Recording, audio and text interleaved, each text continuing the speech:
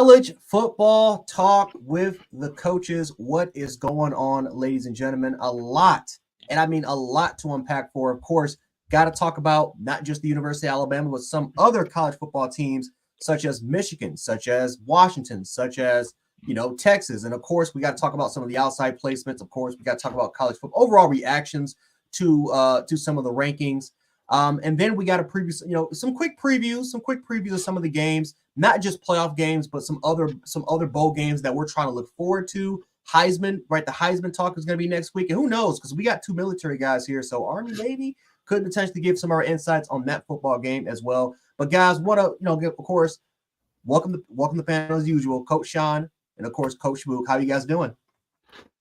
I'm good, man. I'm good. I'm happy. I'm elated. I'm chilling. I'm good. It's big roll tide stuff going on right now.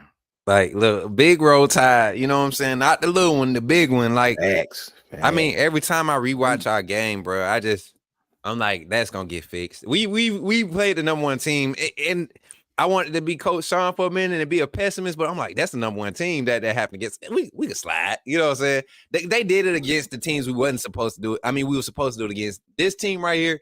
We want to see another Georgia. We got the offseason to prepare for that. We got the postseason audit. Keep watching that game, man. You're just gonna start seeing little things where guys were fixing themselves, man. It's like, oh, it was a good thing to watch. So I'm in a good spirits, and then to have Michigan first, oh my god, woo! It's like we can just keep getting Christmas, bro. Dream-like scenario. Yeah, but trust me, we're going to be talking about that in a quick second. But we want to go over some of the conference championship games, guys, just real quick. I guess we'll start off with no, we're not going to start with Alabama. We'll kind of save that a little bit for last. But let's start off with our opponent, the Michigan Wolverines, Michigan versus Iowa. I don't know if you guys caught that game, but Michigan won the game 26-0. It was one of the sloppiest games I have ever. I mean, no, let me stop that because there was two more games that were sloppier. But we'll start off with that. What you guys think about the performance of Michigan, Iowa, and maybe what are some of the things that taking away from that game that that overall wise could present us some problems, or things that you're excited to go against the Michigan Wolverines, of course, in that late December period for us? For me, I'm not sold on J.J. McCarthy. I'm not sold on him. Every team that I've seen him play that has at least a decent halfway defense, I'm not sold on that kid. I'm not sold on him at all. They got a very good running back. I give them that. They run downhill very, very well. I'm not sold on J.J. McCarthy. I'm not sold on their outside linebackers. I don't think they contain very well on the outside. It's a lot of things I've seen with Michigan that are wholly. They just hadn't played nobody that could really exploit them, right? I think Kyle McCord had his opportunities and did not take them at all. Michigan. To be honest, when I watched that game back, Ohio State should have blew them out. Blew them out, bro. Like we did, like we should have did Georgia. It should have been Ohio State heavy. They helped them 3-and-out. They helped them a lot, man. And it's like they wouldn't stick with the run for some reason. I don't know what was going on with Ohio State, man. It's like Ryan Day panicked or something and wanted to be all pass happy.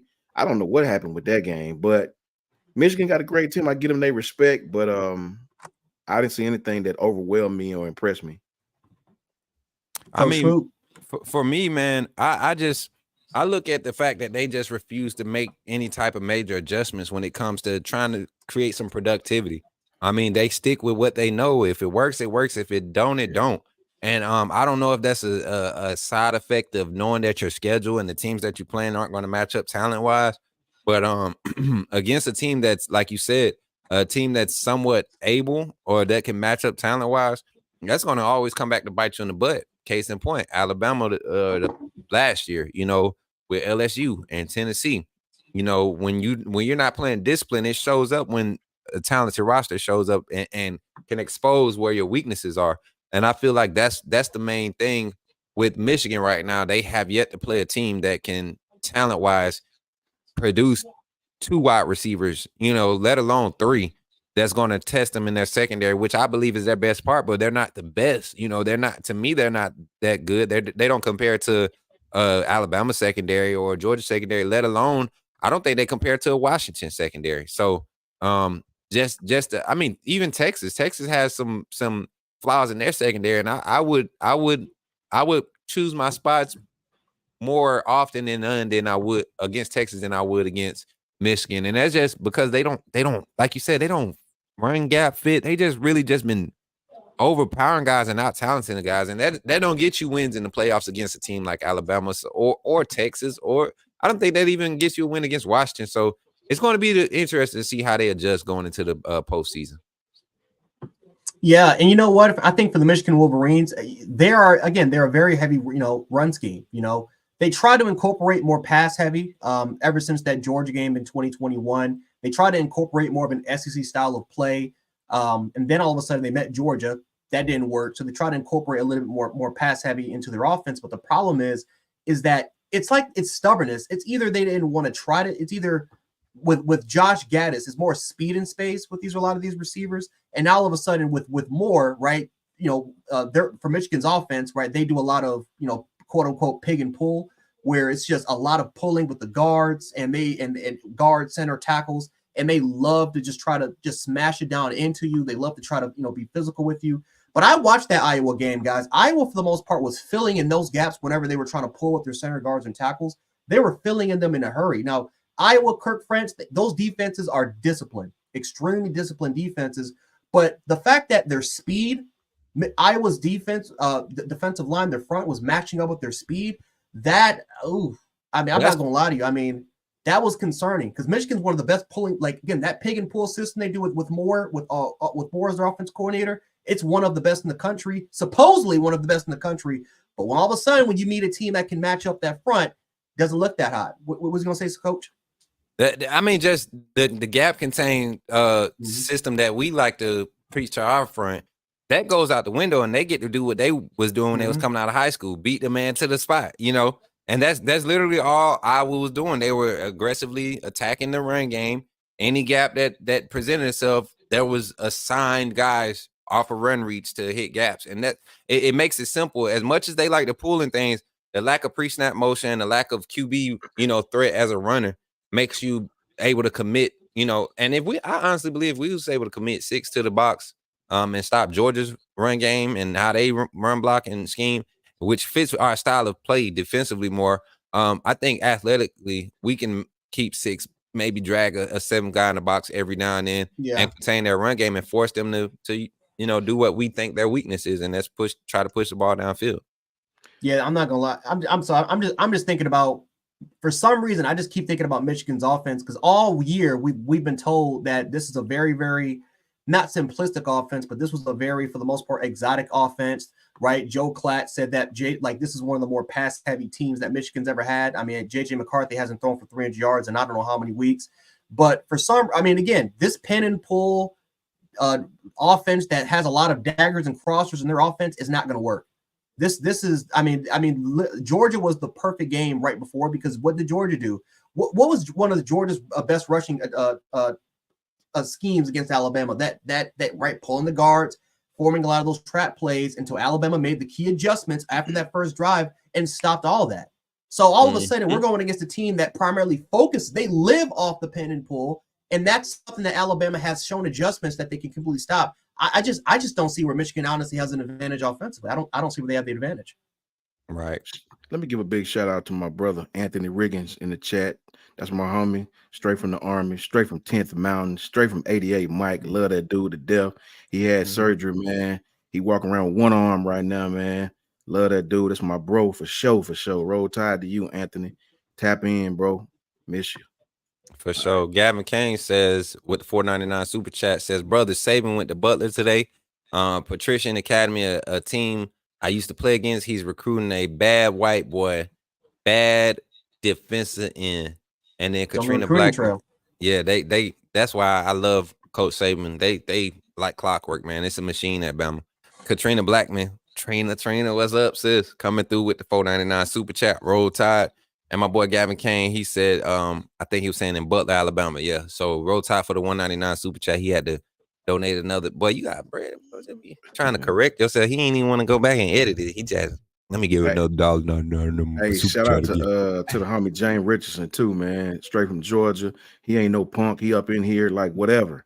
Hey, James, let me tell you, James ain't no Georgia fan, bro. He loves good football. He just so happened to like Georgia as his football team. I think that's where I fall under sometimes. James, man. I mean, solid fan. I'm gonna be loyal, but at the end of the day, I love good football. And that Georgia Bama game was just it was a game to watch, man, to the end. I mean, even with the miscues, it was like no team could take advantage. And when it was time, the team that was most prepared and most battle tested, that's who prevailed. And I feel like I think all of our points and our final thoughts on that game, I think that's where we get the edge going into the playoffs too, man. Minus Texas, Texas was the only team that was able to catch us green, but I think that's the advantage we got on every team in the playoffs up ahead of us. Absolutely.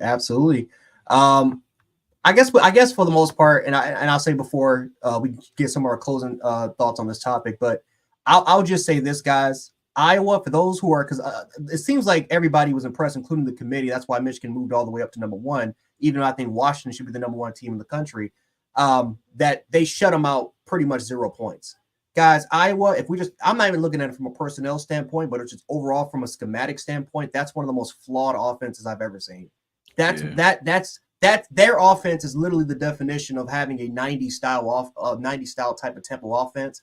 It's literally stealing candy from a baby, that offense. And for an offense that barely can score 13 points per game, and the fact that they won 10 games on the backbone of their defense and their special teams, I'm not surprised by the 0-26. Matter of fact, 10K tweets trending on Twitter when it was hashtag game over, because after when Michigan scored that field goal, people thought that the game was actually over, which people stand to be corrected. So I'm not impressed by Michigan's resume. I think they have a really good secondary. I think they're very disciplined. I think they're very disciplined up front, including in the back end. But their offensive line is, even though they're physical, they have not faced a defense like ours. For me, as far as speed, athleticism, size, I don't think they've met anything like Alabama, and that includes mobility of Jalen Milroe. So that's just kind of my thoughts about it. For me, I'm looking forward to the Texas-Washington game. Yeah. I say in a perfect world, and we all know this world is not perfect, Texas should blow this team out, because I don't think they're going to be able to stop them. I don't think Washington's going to be able to stop them for too long if Steve Sarkisian is in his bag. But if Texas go out there fumbling around, not getting no pressure on Michael Penix, not playing sound on the back end, because Texas got a lot of young guys back there in the back end. Yes, they do.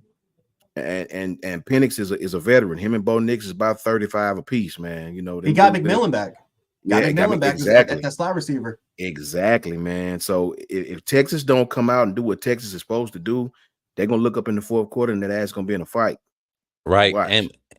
And to me, what they have to do, man, they have to do just like they were able to do against us, be able to get pressure to Penix with 4- and 5-man pressures, because Penix don't have the athletic ability that Jaden Daniels or Milroe, what they present, and as far as using their legs, but he can get mixy with you. You know what I'm saying? He can get mixy and create plays downfield, and the way he likes to push the ball downfield, a team like Texas can be susceptible to that. You remember Milroe missed a lot of reads on Texas that week too. Down the field, 15 outside the hash reads, 15 plus outside the hash, where he could have, been hitting like the pass he hit, the bonds that everybody keep complaining about. If Milroe was able to see a lot of those against Texas, because they were opening up, and he learns to throw those timing. Penix throws those routes. He loves those routes. His deep crossers. I mean, look what he did to Oregon on the deep crosses, man. When they was running the deep mesh pad concept, that thing was lethal. It was like Oregon could not understand this, leave a safety over top. They kept letting their strong safety or their linebacker drag on, and he was just lobbing it over their head to the outside between, the numbers, and he was eating them up. So Texas definitely going to have to get pressure, or their offense. I don't think Washington's defense presents much of a threat to what Texas likes to do offensively. But they can't slow them down. They won't stop them from scoring 28 plus, but they can definitely slow them down. And if they can get their offense going and keep that Texas front, it could be a good game. Absolutely, man. Absolutely. So, I mean, speaking of that, we do got to talk about the Big 12 championship. We're going to give our reactions to that. Oklahoma State versus Texas in a game that, damn you, BYU. Damn you for choking that lead, man. Because I wanted to see a competitive. I wanted to see that rematch between Texas and Oklahoma, but unfortunately we didn't get it. Kind of your reactions about it. Were there anything that surprised you? Anything that just kind of disappointed you about that game?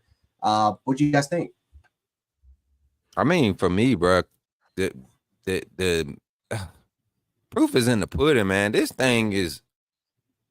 I'm glad Texas and Oklahoma coming to the SEC. I'm glad it's going to a 12-team playoff because now those rematches is more likely to see some of those early season rematches happen without there being a fear of, more deserved.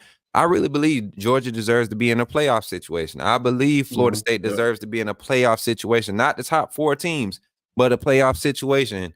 I believe, if you want to see, I don't think Oregon makes it, but a team like JMU or those bottom feeder teams that are really doing work, give them a chance to be in this 12 team. They deserve a playoff opportunity. Ole Miss, Missouri, teams like that come through the gauntlet, Tennessee, like they deserve a look, man. When they could squeeze out 9-10 wins or 8-9 wins in the SEC and still maintain that top 25 ranking, you deserve a chance to be in some type of playoff situation, because that means you only a few plays from being in it. You know what I'm saying? So I know I hate it for Florida State, but at the same time, I did not want to see another TCU situation. And I feel like Texas, the way they handled their conference championship, it wasn't impressive at all. But man, we know Sarkisian and how he calls the offense. That was not a Sarkisian coach offense that night. I don't know. And they still handle business. So nothing surprising, nothing disappointing. But like you said, man, I wish BYU would have handled Oklahoma that week they had them. Oh my God. For me, Oklahoma State, man, I don't know what the hell their offensive game plan was. Like, that coach Gundy, he's a risk or reward type guy, man. It's like some games he called like the perfect game. He's spot on. He's in his bag. And some games he just called games like he don't give a what. He just call them, man. I don't understand some of the calls that guy made. I was lost. I don't know what he was trying to do. And then he had this crazy look on his face, like he'd rather be playing golf or something somewhere. I don't know what dude talking about. I don't think he presented any challenge to Texas whatsoever. And I think once Texas got ahead, it's almost like they packed it in, man. They I don't know what was going on with that game. It was not a challenge to Texas at all. For me personally, I'd rather see Georgia in the playoffs, man. I mean, that's the toughest team. You know what I mean? Them dudes, to me, I don't understand how you the number 1 team for 2 years straight. You lose a game by a field goal to the number, whatever we are, ranked team 4, and then you drop all the way to 6. That's ridiculous, man. I've been arguing with Florida State fans at my job, everywhere, and I've been telling those guys, I don't know why you mad at Bama. I don't understand why you're mad at Bama, because even if Georgia had beat Alabama, guess what? Florida State still out. You was still out, bro. They was going to let Texas jump you. Texas. Yeah, we're going to get to that. We're definitely going to talk about that. Trust me, we're definitely going to get to that. It's just been, I think this week has been probably the most Bama hate I've seen in a long time, bro. It feels good, though. It feels so good. But you know what's so crazy, though, Coach Smoot? It's like the hate is coming from people that has no dog in the fight. No dog in the fight. That's how I know we back, bro. That's how I know we back. Yep. Like, not that I feel like we ever lost anything, but national media was pressing that Bama's out of here agenda so bad. Saban is done. So they was the fact that we handled the number 1 team. Nobody was expecting that. The fact that they ended up respecting the fact that we handled the number 1 team and I won our conference doing it, and our only loss came from another team that they deem as one of the best teams in the country right now. Man, they messed up when they put Texas in that number 3 spot.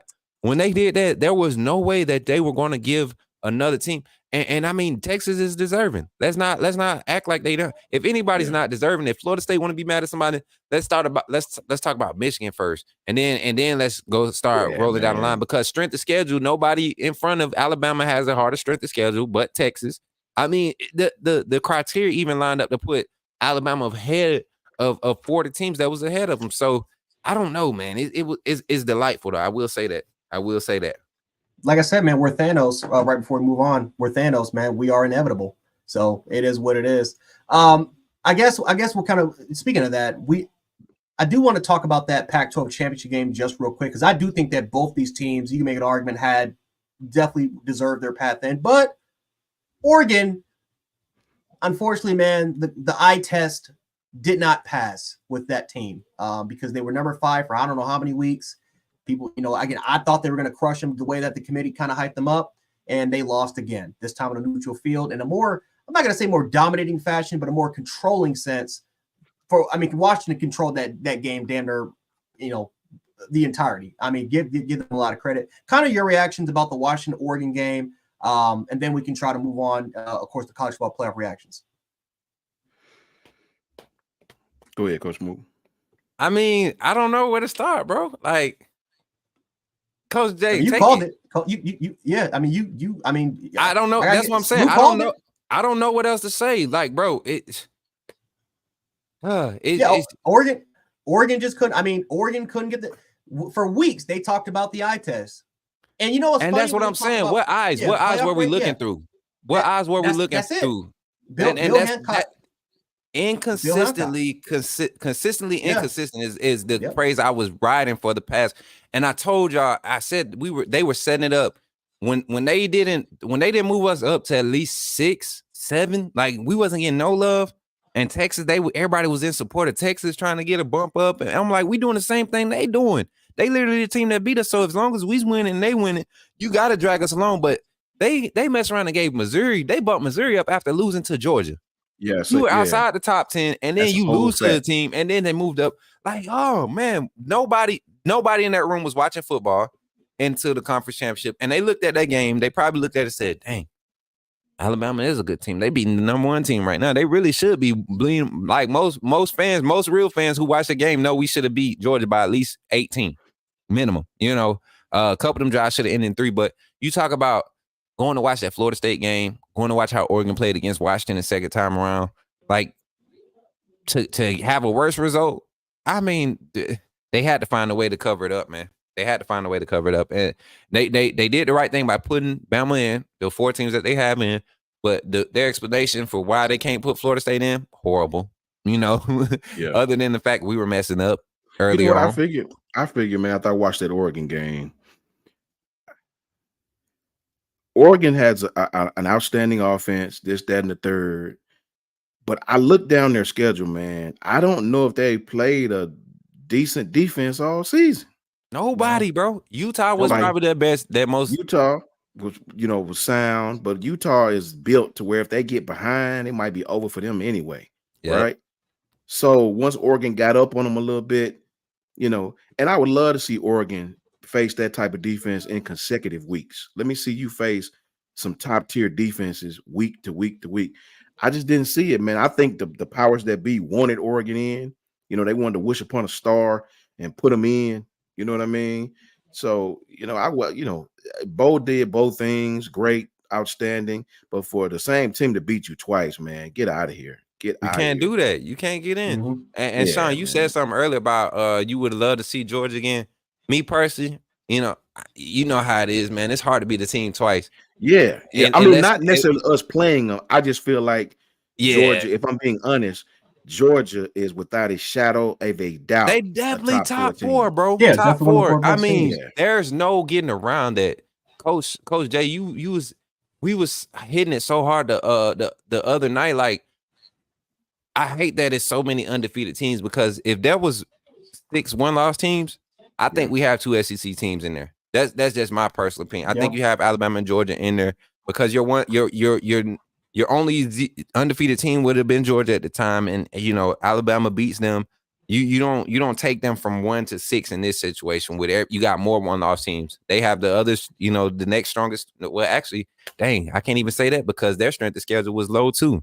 Compared to everybody else. So it's hard to keep. But to eye test to tell you, and we already know that committee was not using their eyes. They weren't watching football games. You know what I hope? I hope real quick that Kirby use us as an example last year after we lost those 2 games by the hairs of our chinny chin chin. Exactly. And all the guys came back. I hope Kirby used that because I want Georgia to go into this playoff against Florida State and make a point.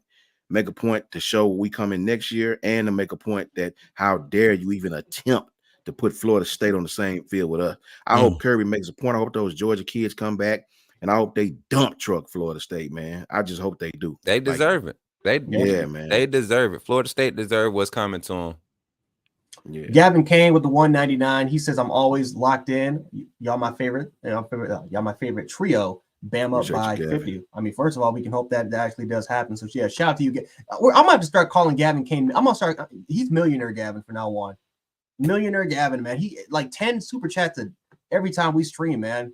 We got coming. Millionaire peace. Gavin, man. Millionaire Gavin.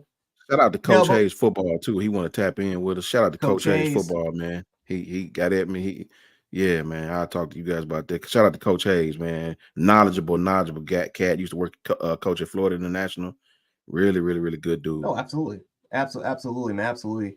But of course, playoff reactions. Of course, we kind of gave our 2 cents. Well, no, I got to give my 2 cents because I've been dying to talk about this. I held back on Monday. Coach Sean, I seen what you did on Sunday. You were right there for the initial reaction of everything like that. But now I got to give kind of my 2 cents before I kind of pass it on to you guys. Florida State, I will say this. Did they get screwed for going to the college football playoff? Yes and no. They got screwed in the fact that they were undefeated. And anyone that's ever played a competitive sport knows how hard it is to go undefeated in any sport. It's extremely difficult to go undefeated. And the fact that you go undefeated, you go through 5 a.m., you go through like 3 practice sessions a day, you go through 5 in the morning workouts, all that. Like it's hard film study, getting screamed at. Then you have to focus on your academics. It is hard to go through that process and to be especially be a college athlete.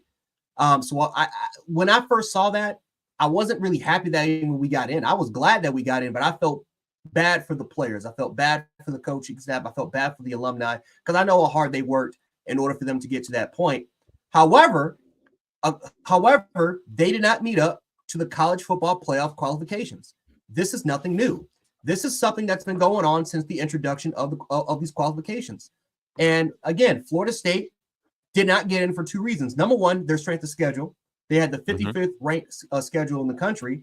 And then, of course, the last reason, and this was a big factor, and that is this rule right here, this criteria rule that, and again, these coaches know exactly what it is because they're obligated to know the rules. They're obligated to know the rules. So they knew, Mike Norvell knew this. Florida State Athletic Director, ACC, they knew this. It states other relevant factors such as unavailability of key players and coaches that may have affected the team's performance during the season or likely will affect its postseason performance. And look what we had with Florida State for the Florida game and for the Louisville game. We had 2 incidents. Of games where Florida State had the opportunity to prove the committee wrong. Ohio State made it in because they made it in 2014 because they whipped Wisconsin, who, by the way, had a top 10 ranked defense nationally, and they were 10-3 going in, and they were 10-2 going into that football game. They beat them 59-0. Matter of fact, it was Ohio State's best performance of the season without Braxton Miller and JT Barrett, 2 Heisman finalists, actually. No way you could leave them out after contenders. No way you could have moved them out. And I felt bad for TCU and Baylor because they were co-champions. They had the exact same record as Ohio State, and they had a stronger strength of schedule, but they put them in because of the 59-0. So we've had a case of that rule being in favor of Ohio State. That actually boosted them up in there. So this rule has not changed, ladies and gentlemen. This rule has been in place for 9 years. Now we take a look at Florida State, knowing that Mike Norvell and knowing that the rest of this coaching staff and Florida State athletic leadership knows exactly what it is. You have to perform at least to the level that your quarterback and your overall team has displayed. And the fact of the matter is that Florida State, in a combined 2 games against the 5-6 Florida team that had their backup quarterback and true freshman Max Brown, and the other game against a Louisville football team that lost to Kentucky, who Alabama blown out in Lexington, who got blown out by Pittsburgh, for God's sakes. That Louisville team, they only won by a combined I believe 9 points or 16 points. They won that game by combined 16 points between both of those teams. Guys, that is an absolute disgrace. You have to perform better. You cannot have less in both combined games, less than 230 passing yards. Less than 230 passing yards combined. This team barely gets over the 230 total yards limit. Yards per play massively went down. Yards per pass massively went down. Touchdowns per game massively went down. All of the major statistics, all of the major offensive statistics, if we're trying to measure what they were with Jordan Travis and without Jordan Travis, significantly the production went down. So Florida State did not prove that they can be they did not prove that they were one of the best 4 teams without Jordan Travis. They proved that on the football field. So yes, results matter as far as what win rates goes, but according to the college football playoff, results do matter of how you perform on the football field, of how you look on the football field. The argument is that college football isn't a beauty pageant. Sir, or people, or lady, it has always been a beauty pageant. It's always been about styles. 2004 Auburn went undefeated, didn't even play for a national championship. They had no regulations, no restrictions. They went undefeated. That Jason Campbell team left out. It was one of the best moments. Being a Bama fan was funny as all hell, but I felt bad for those guys because they went undefeated, SEC Power 5, and they couldn't get in. So we've seen this happen before, ladies and gentlemen. We've seen cases and scenarios of this happening. We've seen Ohio State get left out for us. We've seen Penn State get left out for Ohio State. We've seen certain criteria points hit or miss and inconsistencies that all 3 of us have talked about. So I feel bad for Florida State, but I don't feel bad at the same time for Florida State because you knew the rule. You knew that this criteria was extremely important and you did not live up to expectations. You did not live up to the standard. And because of that, you are sitting home. That is not our problem. That is not an Alabama bias problem. Because if Georgia would have beaten us, who would have gotten it over you? Texas. And we wouldn't be even having this discussion right now. Matter of fact, if Alabama decided to schedule ICDC college, we wouldn't even be having the argument of Bama bias because Bama would have been in the first place, right? That's Instead, and if we would have got left out, just real quick before I pass it on to you guys, if we decided to schedule ICDC college, we wouldn't be having this discussion. So the fact that we potentially were going to punish a team for going out their way to scheduling a top program, how is that fair? We want to talk about undefeated teams being left out. How is it fair for us to be left out because we decided to have balls or grow a pair and schedule a top-ranked football team? That's not fair. College football, the system is broken. It has been that way for years. It's been that way since this thing was introduced. It should have been expanded after 2014 when you had 6 teams that deserved it, but it didn't. And guess what? We could have had the 12-team playoff this year, but guess who decided to say no to expansion? The ACC commissioner. And that's exactly why Florida State got left out. If only the ACC commissioner would agree to it, we wouldn't be even having this conversation. We'll be previewing 6 games right now on the show instead of just 2. Let me say this real quick before Coach Smoot get at somebody. I can see it already. For me, real quick, Carlos Fulton and Mike Fox, you guys are clearly high. You know what I mean? Clearly. Michigan, your schedule sucks. East Carolina, UNLV, Bowling. You're clearly high. Yeah, you're clearly high. Bowling, Damn Green, Rutgers, Nebraska. What is that? What is that? Bro, Alabama defeat to my LSU. Bro, LSU went 3-0 like 4 times before that guy even got hurt. That game was over, brother. OVER, done, over, kaput. Mm-hmm. Let me explain something. Alabama beat LSU, beat Ole Miss, who are both in the top 15, beat number 1 team Georgia, who hadn't lost a game in just about 3 years, played number 3 Texas when we really didn't have to, we shouldn't have, and beat one more team. Who else? It was for like 4 or 5 teams we played that's ranked. Bottom line, they're still ranked now. Let me make sure I say that. Unlike we got Oregon, 4 ranked teams now. Penn State sucks. Now. They don't have any offense whatsoever. I watched you play Maryland. So let's stop. Like, please stop before I call to his little brother to do what he did to you in that game. Please stop. You're gonna get enough in January. Nobody's afraid of Michigan. Michigan not even afraid of Michigan. I seen the little reaction when Alabama came across that screen. You thought you had Florida State. Everybody was happy until that big red A came on the screen. It was like, oh, we got them. You know what time it is. You know what time. But what I want to say real quick is Florida State. The committee actually did right by them, and I'm gonna tell you why. When Jordan Travis got hurt, they didn't drop them. They could have dropped them. They could have instantly reacted and dropped them. They said, nope, let's wait. Let's see how they play. Don't drop them. Don't. Let's not do them wrong. Yes, they win to Florida and struggle. Facts. Let's see how they go to Florida. Florida's 5-7. That's a rivalry game. They should beat Florida pretty soundly. Backup quarterback Max Brown, true freshman. Exactly. Let's keep them where they're at. Easy win. Let's just see what happens. You went into Florida and you look terrible, right? No problem. It's a rivalry game. I know how they go with Auburn. Cool. But this Louisville team, y'all should dump truck them, right? This game gonna be over at second quarter. It's gonna be over because I watched Kentucky beat them up in the trenches at their own house. So go into the Louisville game. It was absolutely terrible on the offensive side of the ball. So the committee said, we can't put that in the playoffs. Not that. We saw TCU. You know how much money they lost after that TCU game with sponsors and people leaving the game early and no more concessions in the gates and all that stuff. So, yes, it's business. It is. It's partially business. But at the same time, they understand that Alabama is going to come in there to win that thing. Win that thing, bro. So you can lie to yourselves all you want, you other fans from Michigan. You can lie. It's okay. It's okay, right? It'll all be worked out in January.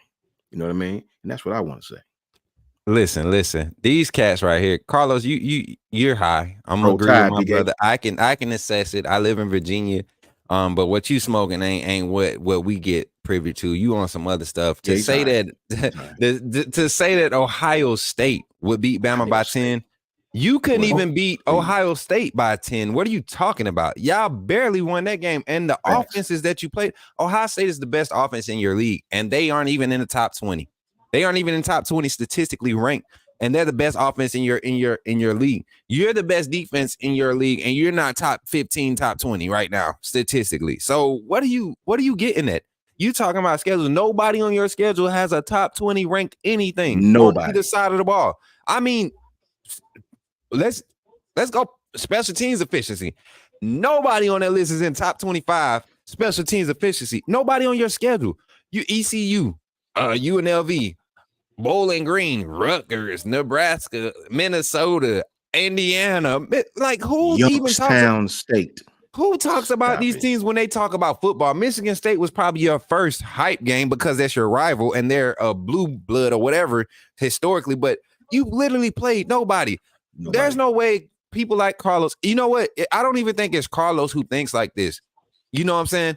I think it's the analysts and, people like us that as fans that get on and, talk football about our teams. I think that's what happened. They go to their channels and they listen to their fans speak emotionally and they never get a play breakdown. They never get a scheme breakdown. They just talk about what happened when they watched the game. Well, when I watched the game when like we talked about earlier with Michigan, everybody, if they had any type of offensive line or any style of schematics that could expose that slow defensive line, the slow inside linebacker play that you all have, your secondary is the only thing saving you only because the only passing offense that you played that was close to the top 25 was a Maryland passing offense led by Talia, and his offensive line is hot garbage, which was down 2 starters. And they still played y'all to the end of the game, played y'all within the score. Unranked Maryland team. They had 111 yards on the ground against Iowa. They had 111 yards. And y'all think y'all gonna run against Bama? Be serious, bro. You think you're gonna run against Bama? We literally had Georgia in a chokehold, one of the best rushing offenses in the nation. And they're down. Milton is a great running back. Dejon Edwards is a great running back. But when we made our switch from that odd front to that even front, our even front is hard to stop when you have Otis and Keenan. When you got the 2 big guys in the front and you spell in the DN with an outside linebacker with some rotations. You know what I'm saying? You got a Boygby as an end. Then next play, you got Braswell as an end when you get your rush package in. Like Michigan ain't seen a level of talent like that. Ohio State. Name me one star player on Ohio State's defense. Ohio you State's see what I'm saying? Yeah, probably, Ohio State's defense.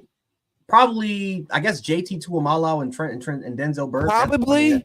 Yeah. Name me. I can name you Lassiter, Bullard, Stackhouse in the middle. That's Georgia. Zion, Texas Malachi, Texas has Ford at the linebacker position. They have Murphy, Sweat.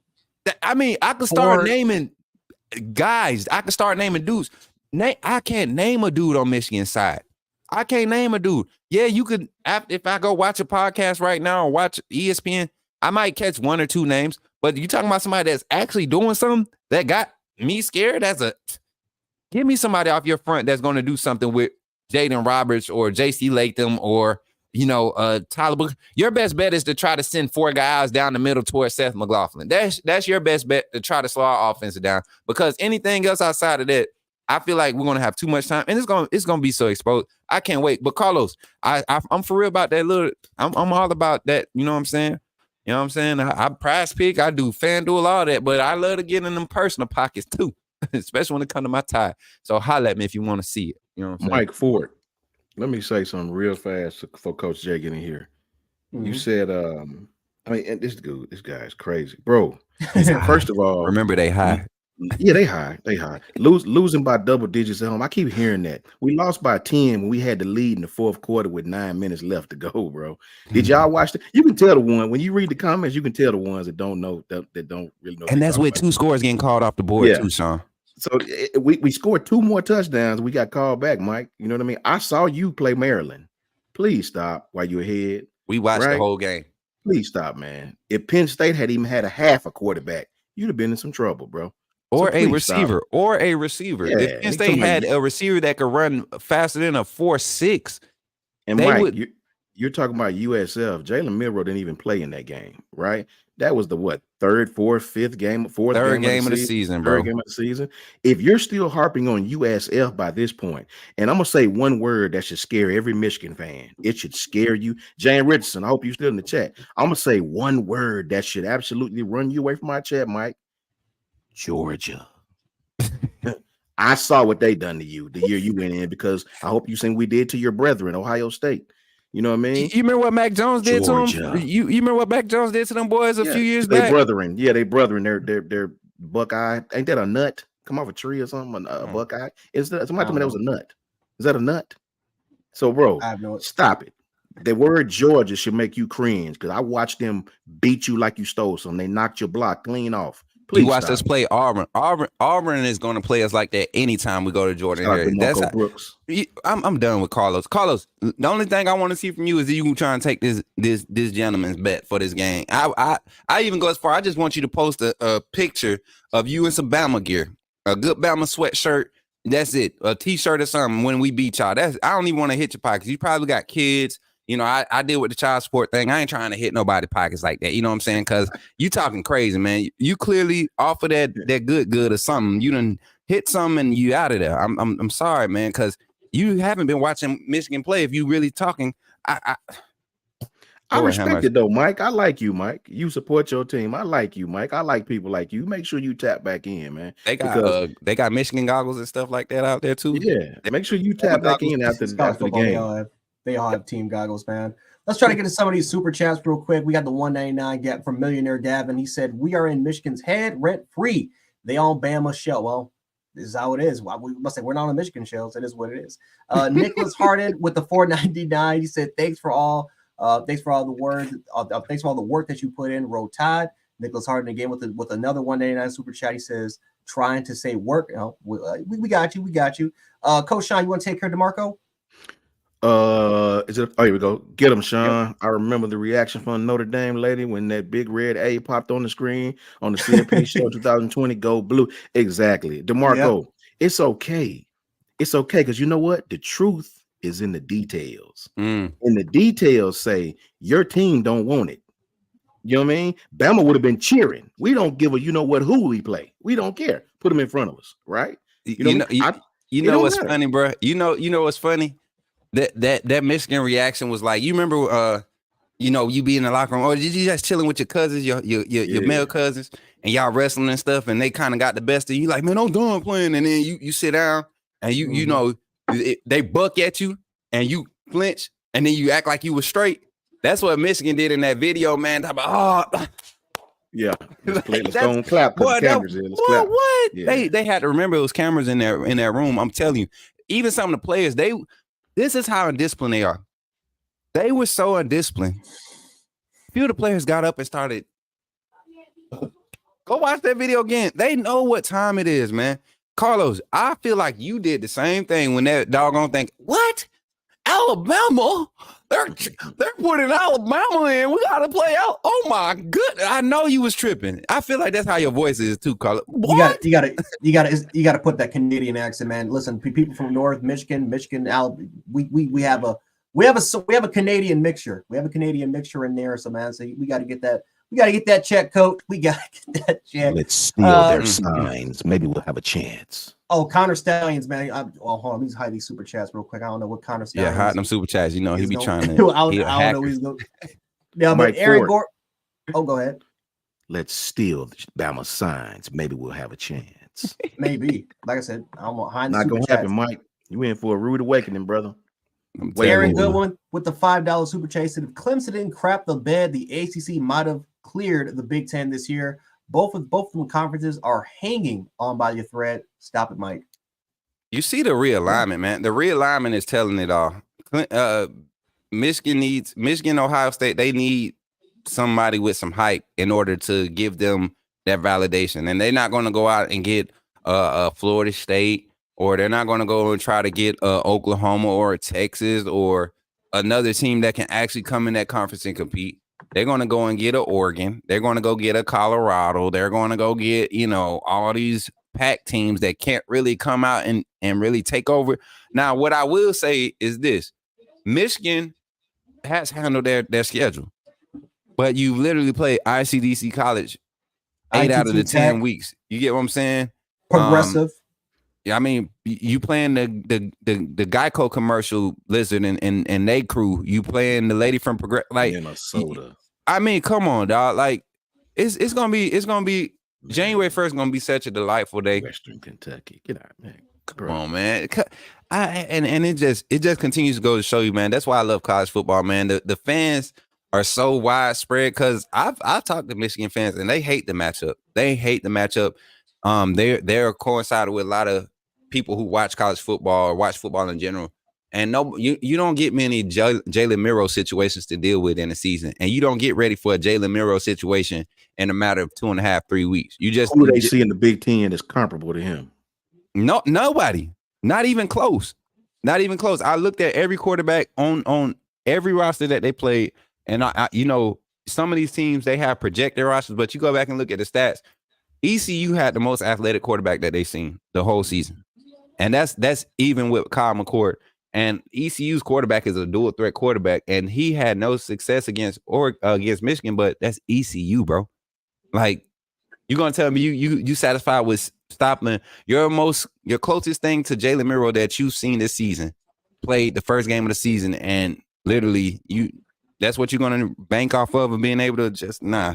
And Jim Harbaugh is a horrible play caller when it comes to making adjustments in games. So I if they don't get started early, if they don't present any type of test early, that Michigan game gonna be crazy. But yeah, the committee got it right with 4 best teams. We've been on this junk for a minute. I'm sorry, y'all. Some of these fans they take it, bro. They got it right at the end of the day. I mean, Mike, we expect you to be around, dog. We don't just expect, because we're gonna be around Mondays and Wednesdays for the most part. We're gonna be doing a lot more previews, so we expect you to be around. I think we're gonna have a lot of fun, Mike. Bring your partners. We're gonna have a lot of fun with you, man. Talk your talk, bro. Yeah, man. Bring all of them for real. I like it. Oh yeah. But speaking of that, I kind of want to talk about the Heisman Trophy, and I guess we'll try to go quick on this. I do want to get the Army Navy because you guys are military guys. I definitely want to get your thoughts on that. But we got the Heisman Trophy ceremony. The finalists are revealed. Of course, you have Jalen Daniels, Bo Nix, Marvin Harrison, Michael Penix. They'll be in New York. No surprise by that. But is there any chance that a particular player could get snubbed? Jaden Daniels. Is there a possibility that he can get snubbed and that maybe somebody else, like a Michael Penix, Bo Nix, or maybe a Marvin Harrison could potentially, get that Heisman Trophy award? I know a lot of the last, I guess, controversial Heisman winner was Derrick Henry, believe it or not. A lot of people hated the fact that Derrick won that Heisman over Christian McCaffrey. So kind of what are your thoughts about that? Man, for me, Jaden Daniels is the best player in the country, right? I mean, he's the quarterback. Obviously, we know the position of quarterback, how important that is. Jaden Daniels, man. If it's a stat award, the guy laps these guys in the stats that matter, right? I think they may possibly try to hold his team's record, above his head, but he plays in a much tougher conference, man. Right? He's actually seeing top defenses every week, right? So, this committee has been sweet on the Pac-12 all year long, right? So it wouldn't shock me if they gave it to Penix or Bo Nix. They both 35 years old. It's okay. Been playing college football about 9 years. It's all right. Jaden Daniels is the best player. And I guarantee you, all you Michigan fans, all you Washington fans, watch you get drafted first out of those three. Guarantee you Jaden Daniels will go before both of them. Man. That's really what matters. And I'm right there with you, but to keep it on the college football perspective, man, like you said, the numbers have to matter when it comes to Heisman. That's why Derrick Henry won it that year, because he was the running back that had the best running back numbers. Christian McCaffrey had just crazy plays all year. Derrick Henry was just he was Alabama's offense. Honestly, if he wasn't going, it was hard for us to go. And I think that year, he had eight or 9 games of over 100 rushing yards or 150 or something like that. Yeah, both of them were insane. I mean, Christian McCaffrey broke Barry Sanders' record for for all purpose, and then Derrick Henry had the most rushing yards in SEC 30 carries against Georgia. It was man. It was. But madness. This year, not as electrifying the amount of plays Bo Nix made. I could give you 3 plays in one game that Jaden Daniels made every game. Facts. I mean, the kid, the like we was giving Carson Beck a lot of credit for his release points, how he just dissects defenses and progress. He goes through his progressions. Jaden Daniels does it on another level because he'll do it on the move, man. I mean, just to see his growth from last year to this year, how he slides protections, and that offensive line was not good at all for him this year. Right. No. To do what he did, man, it's almost kind of like what Bryce did. Bryce didn't have a great offensive line. He had some crazy good receivers. He had J-Mo and Mechie out there to toss it up to, and Billingsley, it wasn't Billingsley. It was Jaleel Billingsley at tight end that year when Bryce was going off. Him, Jaleel Billingsley. That was B was number 2. Latu was the number 1 guy. Billingsley was making all his highlight plays for him, though. Latu was a clutch guy for him, but talking about stretching the field, J-Mo, Mechie did it, and you saw what Jaden Daniels was able to do with Neighbors and Thomas, Brian Thomas. Lacey was his 3rd receiver, and that all 3 of those guys might potentially go first round. Lacey might stay another year and go from first round next year, but then you got the tight end and Jason Thomas's son. What's it, Mason Thomas? Mason. Mason Taylor. Mason Taylor. I said Thomas. I'm sorry. Mason Taylor, that kid's he's just continually building stock. He's that hybrid tight end that can block, can split, can sure-handed, can get upfield, make yards after catch. So Jaden Daniels did not waste his opportunities with the weapons he had afforded to him, and to have the struggles in front of him, and to do it in the SEC. There's no way you keep this man from taking it. And I said it when we played him, man. Even though he went down, for our defense to do what we did against him and to disgruntle him and disrupt what he was doing, we knew he was going to score points. But to hold him to that much under the average definitely was a testament to how good our defense is. But he still got his numbers against us. And you've seen what our defense has been able to do all season. So I hats off to Jaden. But if I did see somebody taking it from him, it'd probably be Bo Nix, man. Bo Nix been getting that hype since he was a freshman. And I don't know. I don't think that Washington game hurt him enough to pull him all the way out from stealing it from whoever's in front. I think if they don't give it to Jaden, I think they'll give it to Penix, just because of how they do with the season. He's undefeated. Yeah, he's had more memorable. He's had more memorable moments probably out of all the people so far. I think they'll give it to him just off some pure look what he did for his team. I would love to see Washington play an SEC schedule, with defensively. Bo Nix, we saw him play an SEC schedule, right? We've already seen that movie before. Go to Oregon and look like a Terry Bradshaw around here. So we've seen both. I'd love to see these guys come back to this conference where they're facing top 10 defenses every week. The most players drafted every week, right? So, it is what it is. Yeah, I think Jaden. Well, first of all, here's a crazy stat. Jaden Daniels has 230. I think he has 200 and let me read this right. He has 236 passing attempts.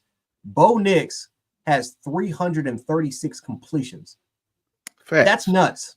That's insane. Bo Nix has more completions than Jaden Daniels has thrown the football, and yet I'm sorry, and yet Jaden Daniels. Make sure you read that to Mike Ford talking about like, Jaden had 100 more snaps. Yeah, Mike, if you know football, Mike, listen to this stat. This completely rips your argument apart. Right. I'm gonna read it again because this is actually insane. Jaden Daniels has more passing attempts than Bo Nix has completions. Bo Nix has 100 more completions than Jaden Daniels has thrown the football, and yet Jaden Daniels is leading the country in yards per attempt. He's top 5 in the country in completion percentage. He's 3rd in the country in passing yards. With and again, if he would have played that extra in the SC championship game, that's 4,000. Jaden Daniels has 3,812, and we're not even factoring what he's doing on the ground. That is crazy. We're not even factoring that. Like that is crazy, bro. Like for people to sit up here and say, well, Michael Penix has the more memorable moments, and Jaden Daniels is his team. If that's a 4-way, he's literally the offense. Daniels. He's the team. Hey, hold up, Jay. I gotta jump on your point and help you.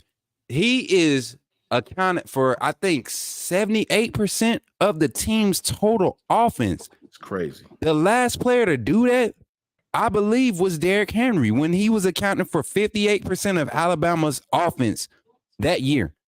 Yeah, with Jake Coker and that Cam and Lamar had more. I mean, they had like 70. I think they were on that ballpark. That is crazy.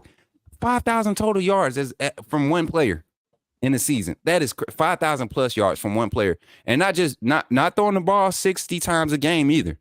I mean, the numbers are up there, but man, to have completion percentages like and be in games, have play as a ranked team, a nationally ranked team in the top 10, top 20 all year. Like this guy's something different, man. And I'm telling you, the only thing keeping and this ain't part of this subject, but the only thing keeping Milroe out of this conversation and being on that same level, like literally, he's literally a game worth of snaps, pass attempts, rush attempts behind everybody in front of him. You let him come out and play the USF game. You don't know what happens with Milroe. He gets loose on the ground. You know what I'm saying? You don't know what happens. So you take Milroe out the picture. Nobody's doing it on both levels. Bo Nix is not doing it with his legs or with his arm the same level as Jaden and Penix. They doing one or the other. They not doing both. That is crazy, man. You don't get that. Carlos Fulton, bro, you talking about what we gave up? Carlos, listen to me when I say this. We won. What the hell are you talking about? A team with one good player, Jaden Daniels, put up 28 points in 3 quarters against y'all. Guess what? We put up with them against them. What you talking about? I mean, like, what do you like? Do you only?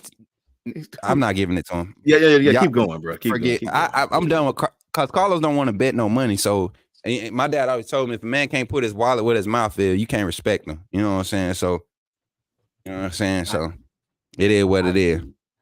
Yeah, he enjoying being a troll, man. Yeah, it's okay. He cut out the Carlos. Keep bringing on Carlos. Because at least I know how to find trolls. I like. I know how to find you. You got socials and everything. I'm gonna find you. And Bama Nation like the gang up. I usually don't call for the dogs. Like trolls that make sense, man. If you can, that's why I used to like. That's how we got close to Richardson from Georgia. John, he came in trolling with facts. You know what I mean? Troll with facts. That make us take you serious, right? Don't just talk crazy. That means you make yourself look like a goof. It's okay. Let me go find this for Carlos so we can make him feel better. Michigan's last national championship. Man. Oh, you mean their co-national championship? Dude, look, Carlos and Mike, no freshman in the history of freshmen that's 18 years old, or hell, even if you're a 22-year-old freshman, has no recollection. Let me get close to the mic for this one. They have no recollection of your team ever even being good. You don't knock it off. They have no recollection of your team winning anything. You don't knock it off, man. Talking to Michigan. Boy, stop. Man, Game Boys was hot when Michigan won they last natty, bro. Exactly. That's I think about Sega Genesis was out back in those days. Boy. Yeah, I don't even think Game Boys came out then. I don't know, bro. I think it was. I think that must say. I know, like you got the Sega. Nintendo Super. You talking about that one when it came on? Yeah, you got the Sega, the Atari. 97? What, bro? Do you know back in 97 we didn't even have jerseys in college that fit your arm tight? We had to put shoestrings in our jerseys. Yeah. They had the big cowboy collars then. Bro, if you don't get on out of here, bro. Mike, they was wearing neck braces as cowboy collars, the cowboy collars that came up over your helmet. Like Carlos, Mike, I like y'all, bro. Stop it. Stop it. Y'all definitely could come to the barbecue, bro. Yeah, man. Y'all lie with me. Dave Kendall said with the $2 super chat, he said, Carlos, I got 20 a point, or we can go 25K flat. All right, David. Look, before you start making the bets, just super chat about 1K of that real quick. And we can call it a bet. You know what I'm saying? We gonna lock in the bet for you here. You just 1K super chat that bet. I'll just play it, man. Yeah, lock in, Carlos.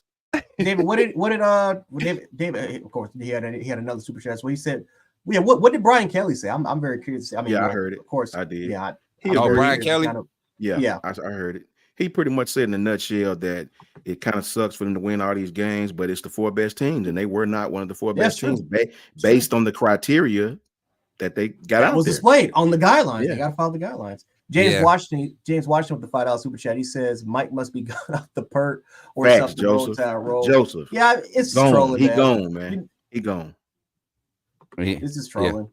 Yeah, he trolling. But back to that point about Kelly. Kelly made it plain and simple, man. He was like, it's unfortunate, but you can't. He said, I honestly can't sit here, and he said both of these teams are great teams.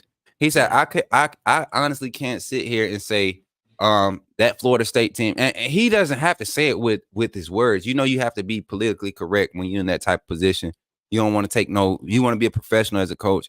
You don't want to take no shots at a coach you don't have an issue with. You know, Kelly and Norville, they don't have no issues. You know, they don't run in the same circle. So there's no reason to create no flack or to give the media no bias. But he basically was saying, you can't tell me that the team that we lost to in week 1 would beat us last week with their 3rd string quarterback. And that's basically what it came down to. If Alabama was able to decisively beat us with basically what we brought to the Florida State game, and we weren't the same team. We showed up, they played against the Florida State because we actually were a better team offensively by the time we got to Alabama. But if LSU was to show up against Florida State last week in place of Louisville, LSU probably drops 40 plus on Florida State, and Florida State offense is not able to score because of who they have at quarterback. And you don't want to, you know, from a value standpoint, for respect of the game, you don't want to have another situation. And it ain't just about TCU. I could go back to what we did to Washington that year. I could go back to what we did to Michigan State, what Alabama did to Notre Dame, the last BCS, you know, the last BCS national championship that we played against them in. Like, it's just teams like that. You don't want to allow those type of things to happen when all of America, social media, majority of it, you talking about billions of views, and we're going to run them off because we want to feel good for a feel good story that's not going to give us what we need. Value. It's hard to beat that, and it's not right. It's not. We're not saying it's right. It's just the nature of what this game has been built off sucks. The system sucks. But that's what the system is. You had 9 years to change it. You had 9 years to change it. Nobody wanted to do nothing. Nobody wanted to do nothing after 2014. This because guess which conference was trying to expand it? Greg Sankey in the SEC. Yep. Everyone else said no, it was a bad idea. I think the only conference that supported us for a while was the Big 12. We tried to do it this year. Because the Big 12 knows what happens with them. They beat each other up just like we do. They wanted it. I mean, we had an opportunity to get 12 teams this year, and the ACC, Pac-12, and Big 10 said no. So, I mean, this is what it is. We got to follow the playoff, the 4 time. I mean, again, it's stupid. Because we have 5 power conferences and 4 slots. And only 4 teams can get in. And they agreed on it. I'm like, why would you risk losing millions of dollars? Why would you risk it? I mean, if you just would have expanded to 6, you're making more money than you're losing money than what you're actually even gaining. And now they finally found out, oh, we can actually make more money now if we expand it to 12. Duh! This is what we were trying to tell you people from the damn start. Hey, but nope, you didn't want to do it. Coach Jay, let's move. We got weeks to talk about this, man. Yeah. As long as they keep whining about it, I'm pretty sure we will do more than oblige. It's content for the next few weeks until game week, anyways. But Coach Mook, hit Prentice Mickens for you do. I think it's you see Prentice Mickens. Prentice Mickens. Yeah, I see it. It said, Coach Sean, to answer your question about Mike Gundy, is that he kept on trying to place the game in the running back Ollie hand when the game was steady getting out of hand. Man, that's all they have, though. You can't be mad at them for that. Facts, Prentice. All facts. You can't be mad at them for that when that's all you built off of. I mean, and I think that's the situation we run into with Michigan. They don't have, man. If I've never seen a team that we can actually go out and put 8 in the box and just match up on the perimeter, man for man, this is the game we could do it. Michigan has no elite speed out there, and you talking about letting Amos, Arnold, Kool-Aid, Caleb, and possibly, I ain't gonna call the other guy name out. I'm not scared of Roman Wilson. I'm not scared of Roman Wilson as the number one receiver going to torch Kool-Aid and turn on. If Michigan come out in 4 wide set, I'm gonna laugh. I'm gonna laugh my tail off. I don't care if you splitting the tight end out there to make them your 4th. You come out in 4 wide. I know we got you shook off of that setup because we're not gonna adjust. We're gonna play personnel. We're gonna match up, and is the talent gap and the film don't lie, man.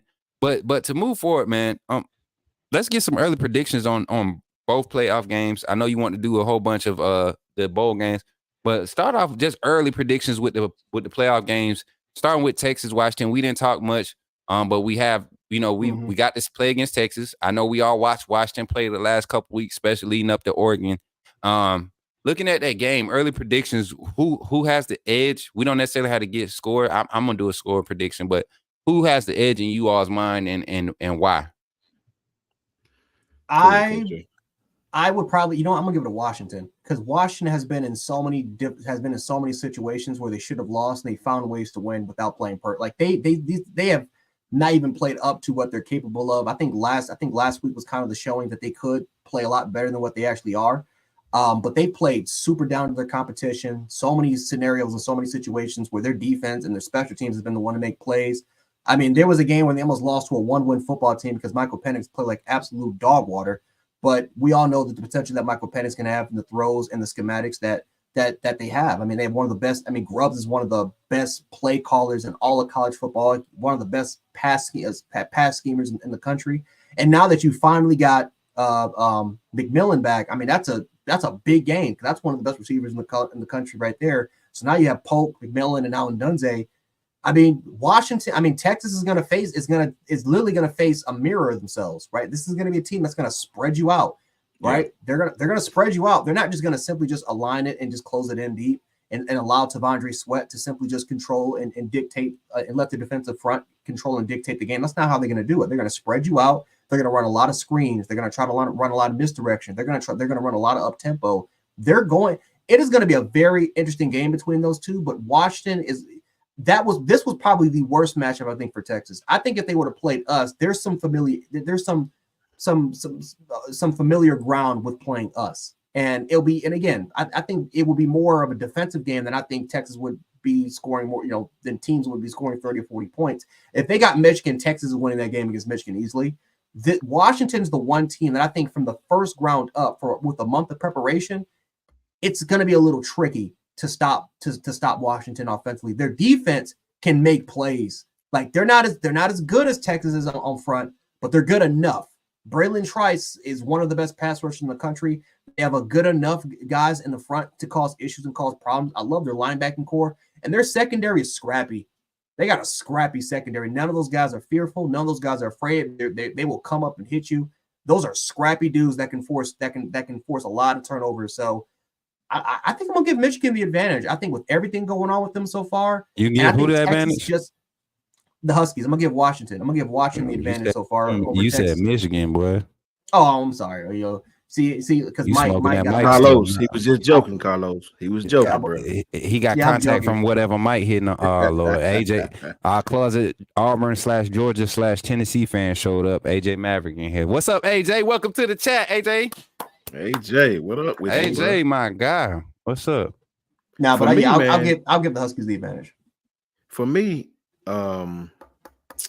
it's tough, man, for me, because I think Texas defensively would be the best team Washington faces. I think if Texas come to play with Trevondre Sweat and all them boys up front, they got speed on the outside. I think Texas secondary, as young as it is, can be had in spots. But I think this would be the best front seven that he's faced, even better than anybody in that conference, altogether. Texas is super talented in front seven, man. And if they're motivated, I think this will be the best team Washington has faced. I agree with Coach Jay that it's like looking in a mirror at each other. Very, very offenses like to spread each other out. Offenses that like to use a lot of misdirection. Offenses that like to get your linebackers running one way and hit you back the other way. Very, very similar offenses as far as schematically and certain plays they run.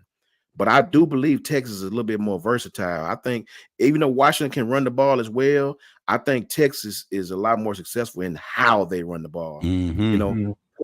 They do a lot of different things, man, out of the spread offense, out of the shotgun, split backfield, a lot of different things they do, to get your eyes in the wrong place.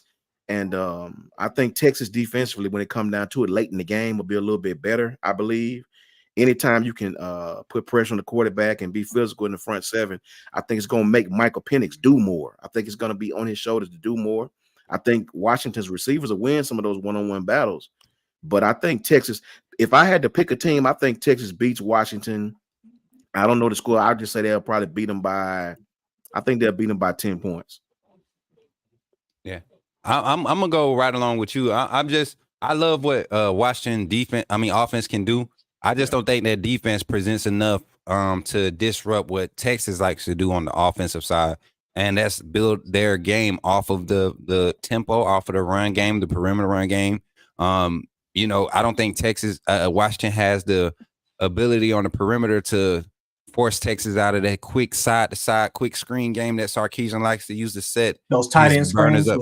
I mean, everything that Sarkisian likes to do, I don't think Washington has enough. They have guys, talent on their first lineup, but when you're going at that type of pace, if you're not getting them 3 and out, which is hard to do against Texas, when you're not built to play with that type of speed, Washington's not built to play with that type of speed. Oregon proved that.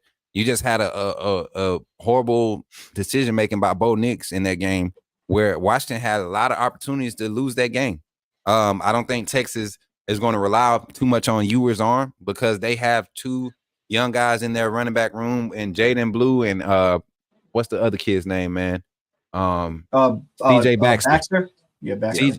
I was watching those kids break off runs against Oklahoma State, and not saying Oklahoma State is anything worth talking about, but for those freshmen to step up in that moment, and at this point in the season, Jaden Blue with 56 carries, he's not a freshman anymore, and same with CJ Baxter. They're not freshmen anymore, so you're not getting true freshmen out there. These guys have had that pass pro, and Washington just doesn't present enough, schematically on the defensive side to make me believe that they can come out of this game with a win. And if they do, it's got to be because Texas is making mistakes. And I don't think Ewers and Sarkisian, with 3 weeks to prepare for a team, I think they're going to have at least their first 3 scripts already ready. There won't be much looking to the sideline. No matter what they get, Ewers is going to be prepared. Same thing with Penix. I feel like they're going to pick their spots and they're going to be able to make some plays. But Texas up front, man, if Washington can't hold up front for 4 quarters, which is going to be hard for them. It's going to be a hard task. They haven't seen this much talent up front against their offensive line at all this season. And when they have, they've struggled. But the fact that they haven't seen this much talent across the board, like you said, Sweat, Murphy, what's my other guy? Burt. Who's the defensive tackle in the middle, man? He gave us issues just swallowing stuff up. That was Sweat. That was Sweat. And then you got, they got Anthony Hill on the second level at linebacker. Hill, Ford, That's what I was saying. Edge rushing. We've been talking about Ford a lot. He get a lot of the attention, but Hill is really that glue for that whole scheme and how they able to play at that level, because he will get active everywhere, in the run blitz, in the run contain, in the drop coverage in the hook, the middle hook zone in the flats. He gets active. He gets out on screens. He great pursuit guy, run down plays. So I just don't know, man. This is the part of the season. This when you get to the college football playoff and games like this where styles kind of match up, but there are key positions where you need to have, that talent there to sure up those styles matching up. I think Texas has the slight edge, and that's what gives them the win. I'm going Texas 35, and I'm saying Washington can go 28, 20, 24, 30, 35, 24, Texas. Let me say this real quick, too. We didn't speak on this. I don't know much about Washington's coach, but the playoffs is a month away, practice schedules, things of that nature. If you've never been to playoffs before, it's a little different. So Steve Sarkisian has obviously been in the playoffs with us, and he understands practice schedules. He understands how to manage things during this long layoff. That's going to be key. That's going to be key. And I know Steve Sarkisian, he knows the blueprint. I'm not sure about the experience of Washington's coach, but I know Steve is well versed on, with us on how to handle the layoff. Yeah. It's going to be interesting. I will tell you that. It's going to be very interesting to see what Washington can do. I mean, like I said, they've gone away with it, man. But yeah, they're going to face an absolute juggernaut. I got some other bowl games we can try to focus on real quick before we talk about Army versus Navy.